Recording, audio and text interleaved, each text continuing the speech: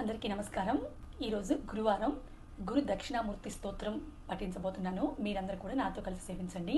ముందుగా విఘ్న వినాయకునికి, మా మాతాపితలకు, గురువులకు నా శతకోటి నమస్కారములు. దక్షిణామూర్తి స్తోత్రం గురించి చాగంటి గారి మాటల్లో తెలుసుకుందాం. నమ్మండి, నాకు శంకరులు ప్రమాణం. నేను నా సొంత మాట చెప్పట్లేదు. ఈ జన్మలోనే ఆఖరి ఊపిరిలో జ్ఞానం కలిగి పరమేశ్వరుని యందు ఐక్యమైపోతాడు, సందేహం లేదు.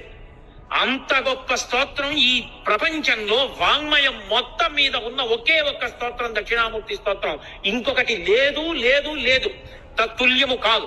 అదొక్కటే అంత శక్తివంతం. అందుకే శంకరాచార్యుల వారి వాంగ్మయం అంతా ఒకెత్తు, సామాన్యుల కోసం ఇచ్చిన దక్షిణామూర్తి స్తోత్రం ఒక్కటి ఒకెత్తు. అంతేకాదు, దక్షిణామూర్తి స్తోత్రం వైభవం ఏమిటో తెలుసా? ఏల్నాటి శనిలో ఉన్నవాడు, శని వక్రించిన వాడు కూడా బెంగపెట్టుకోగలరు. శని వక్రించడం అంటే శని ఆ రాశిలోంచి ఇంకో రాశిలోకి వెళ్ళి వెనక్కి వస్తూ ఉంటాడు. తులారాశిలోంచి కన్యారాశిలోకి వెళ్ళి కన్యారాశిలోంచి తులారాశిలోకి వస్తాడు. తెలుసుకున్నారు. దక్షిణామూర్తి స్తోత్రం.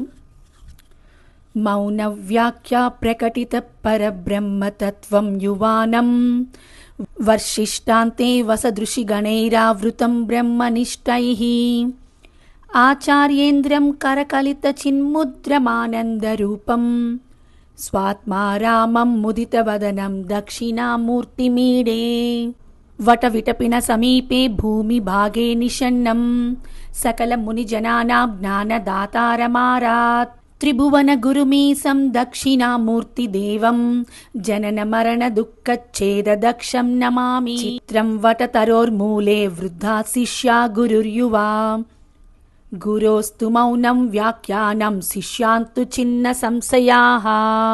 ఓం నమః ప్రణవార్థాయ శుద్ధ జ్ఞానైకమూర్తయే నిర్మలాయ ప్రశాంతాయ దక్షిణామూర్తయే నమః.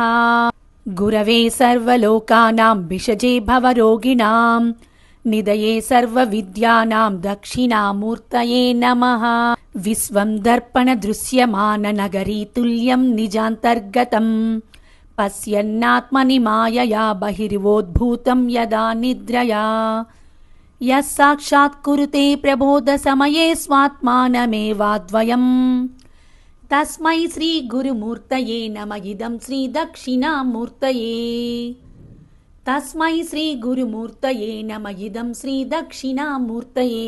బీజస్యాంతరివాంకురో జగదిదం ప్రాగ్నిర్వికల్పం పునః మాయా కల్పిత దేశ కాల కలనా వైచిత్ర్య చిత్రీకృతం మాయావీవ విజృంభయత్యపి మహాయోగీవ యస్వేచ్ఛయా తస్మై శ్రీ గురుమూర్తయే నమ. ఇదం శ్రీ దక్షిణామూర్తయే. తస్మై శ్రీ గురుమూర్తయే నమ. ఇదం శ్రీ దక్షిణామూర్తయే. యస్యైవ స్ఫురణం సదాత్మకమస కల్పార్ధకం భాసతే సాక్షాత్ తత్వమసీతి వేదవచసాయో బోధయత్యాశ్రితాన్ యత్ సాక్షాత్కరణాత్ భవే న పునరావృతిర్భవాంభోనిదౌ తస్మై శ్రీ గురుమూర్తయే నమ. ఇదం శ్రీ దక్షిణామూర్తయే. తస్మై శ్రీ గురుమూర్తయే నమ. ఇదం శ్రీ దక్షిణామూర్తయే. నానాఛిద్రఘటోదరస్థిత మహాదీప ప్రభాభాస్వరం జ్ఞానం యస్య తు చక్షురాదికరణద్వారా బహిస్సృందతే జానామీతి తమేవ భాంతమనుభాత్యేత తస్సమస్తం జగత్ తస్మై శ్రీ గురుమూర్తయే నమ. ఇదం శ్రీ దక్షిణామూర్తయే. తస్మై శ్రీ గురుమూర్తయే నమ. ఇదం శ్రీ దక్షిణామూర్తయే.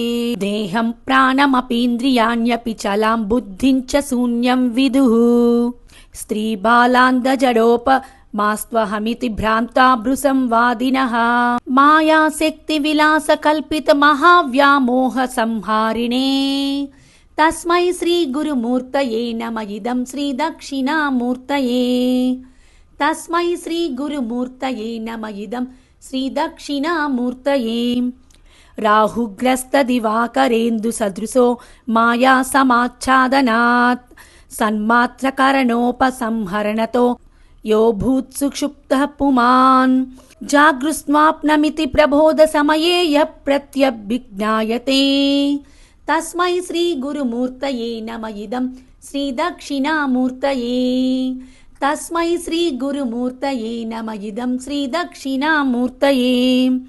బాల్యాదిష్వపి జాగృదాదిషు తథా సర్వాస్వవస్థాస్వపి వ్యావృత్తాస్వనువర్తమాన మహమిత్యంతఃస్ఫురంతం సదా స్వాత్మానం ప్రకటీకరోతి భజతాం యో ముద్రయా భద్రయా తస్మై శ్రీ గురుమూర్తయే నమ ఇదం శ్రీ దక్షిణామూర్తయే తస్మై శ్రీ గురుమూర్తయే నమ ఇదం శ్రీ దక్షిణామూర్తయే విశ్వం పశ్యతి కార్యాకారణతయా స్వస్వామి సంబంధతః శిష్యాచార్యతయా తథైవ పితృపుత్రాధ్యాత్మనా భేదతః స్వప్నే జాగృతి వాయ ఏష పురుషో మాయా పరిభ్రామితః తస్మై శ్రీ గురుమూర్తయే నమ ఇదం శ్రీ దక్షిణామూర్తయే తస్మై శ్రీ గురుమూర్తయే నమ ఇదం శ్రీ దక్షిణామూర్తయే భూరంభాస్య నలో నిలోంబర మహర్నాథో హి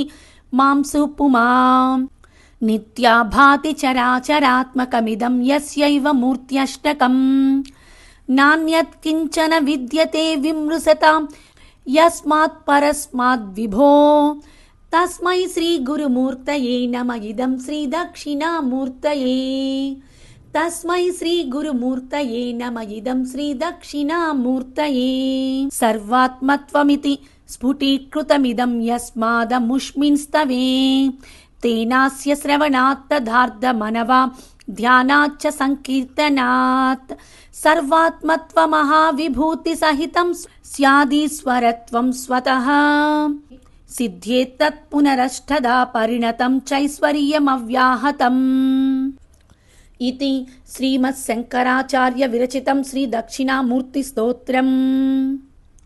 ఫలశ్రుతి: శ్రీ శంకర భగవత్పాదకృతమైన ఈ స్తోత్ర పఠనం వలన సర్వలోక గురువైన దక్షిణామూర్తి అనుగ్రహం కలిగి బుద్ధి వికాసం విద్యాభివృద్ధి కలుగును. సర్వం శ్రీకృష్ణార్పణమస్తు.